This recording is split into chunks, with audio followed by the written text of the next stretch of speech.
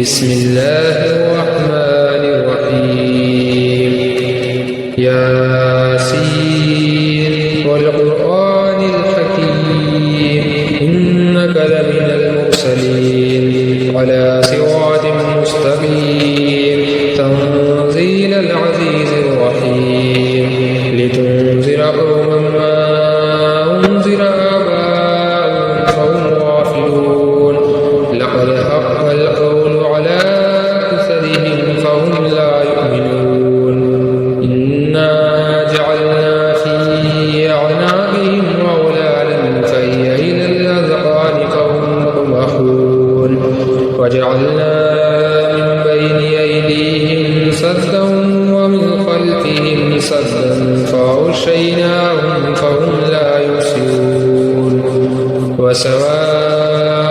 عليهم أنذرتهم أم لم تنذرهم لا يؤمنون إنما تنذر من اتبع الذكر وخشي الرحمن بالغيب فبشره بمغفرة وأجر كريم إنا نحن نحيي الموتى ونكتب ما قدموا وآثارهم وكل شيء أحصيناه في إمام مبين واضرب لهم مثلا أصحاب القرية إذ جاءها المرسلون إذ أرسلنا إليهم اثنين فكذبوهما فعززنا بثالث فقالوا إنا إليكم مرسلون قالوا ما أنتم إلا بشر مثلنا وما أنزل الرحمن من شيء إن أنتم إلا تكذبون قالوا ربنا يعلم إنا إليكم لمرسلون فما علينا إلا البلاغ المبين قالوا إنا تطيرنا بكم لئن لم تنتهوا لنرجمنكم وليمسنكم منا عذاب أليم قالوا طائركم معكم أئن ذكرتم بل أنتم قوم مسرفون وجاء من أقصى المدينة رجل يسعى قال يا قوم اتبعوا المرسلين اتبعوا من لا يسألكم أجرا وهم مهتدون وما لي لا أعبد الذي فطرني وإليه ترجعون أتخذ من دونه آلهة يردني الرحمن بضر لا تغن عني شفاعتهم شيئا ولا ينقذون إني إذا لفي ضلال مبين إني آمنت بربكم فاسمعون قيل ادخل الجنة قال يا ليت قومي يعلمون بما غفر لي ربي وجعلني من المكرمين وما أنزلنا على قومه من بعده من جند من السماء وما كنا منزلين إن كانت إلا صيحة واحدة فإذا هم خامدون يا حسرة على العباد ما يأتيهم من رسول إلا كانوا به يستهزئون ألم يروا كم أهلكنا قبلهم من القرون أنهم إليهم لا يرجعون وإن كل لما جميع لدينا محضرون وآية لهم الأرض الميتة أحييناها وأخرجنا منها حبا فمنه يأكلون وجعلنا فيها جنات من نخيل وأعناب وفجرنا فيها من العيون ليأكلوا من ثمره وما عملته أيديهم أفلا يشكرون سبحان الذي خلق الأزواج كلها مما تنبت الأرض ومن أنفسهم ومما لا يعلمون وآية لهم الليل نسلك منه النهار فإذا هم مظلمون والشمس تجري لمستقر لها ذلك تقدير العزيز العليم والقمر قدرناه منازل حتى عاد كالعرجون القديم لا الشمس ينبغي لها أن تدرك القمر ولا الليل سابق النهار وكل في فلك يسبحون وآية لهم أنا حملنا ذريتهم في الفلك المشحون وآية لهم أنا حملنا ذريتهم في الفلك المشحون وخلقنا لهم من مثله ما يركبون وإن نشأ نغرقهم فلا صريخ لهم ولا هم ينقذون إلا رحمة منا ومتاعا إلى حين وإذا قيل لهم اتقوا ما بين أيديكم وما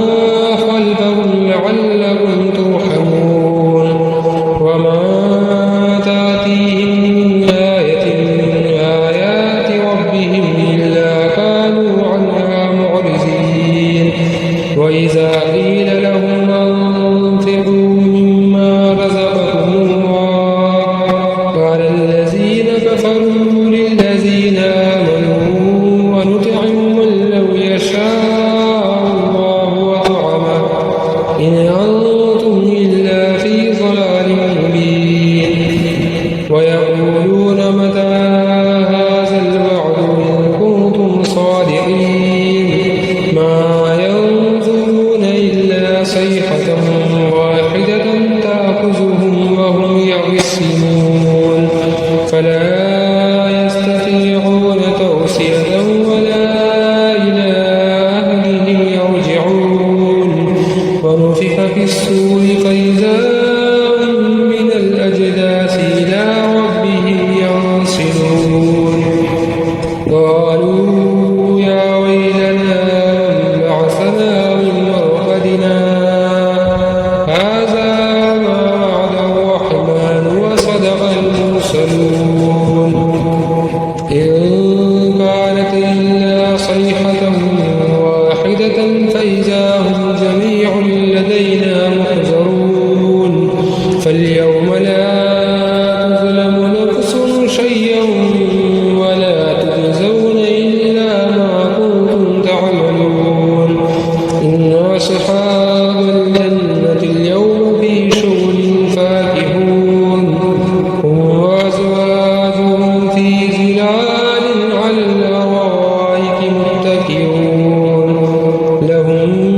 فيها فاكهة ولهم ما يدعون